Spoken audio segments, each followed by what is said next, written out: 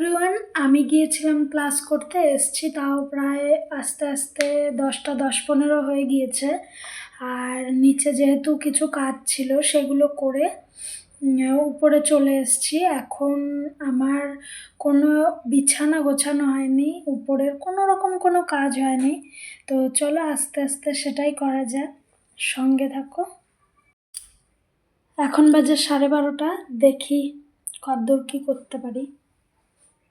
আমার মতো তোমরাও কি এরকম ঘর গুছিয়ে রাখতে পছন্দ করো?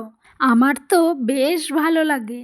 তবে খারাপ লাগে একটা জিনিসই, যখন শরীরটা একটু খারাপ থাকে তখন ঘরটা যে পরিমাণে অগোছালো থাকে সেটাই চোখে দেখা যায় না। যেহেতু সুস্থ থাকলে আমরা যেই মেয়ে বউয়েরা ঘরটাকে পরিপাটি করে সুন্দর করে সাজিয়ে রাখি, আমাদের শরীর খারাপে কিংবা অসুস্থতায় ঠিক সেই ঘরটাই কেমন যেন অচেনা হয়ে যায়।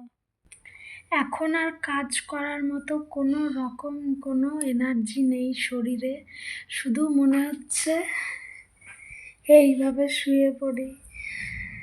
তবে আমার মনে হওয়ার সাথে কিন্তু বাস্তবের বিন্দু মাত্র মিল নেই, কারণ বাস্তবটা ঠিক ওই রকম নয় যে ভাবলাম আর হয়ে গেল।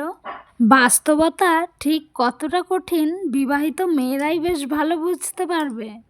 কথায় আছে না, সমাজদারোকে লিয়ে ইশারা হি কাফি হ্যায়। তো বুঝে নাও, বাকিটা আর বললাম না, চাপ হয়ে যেতে পারে।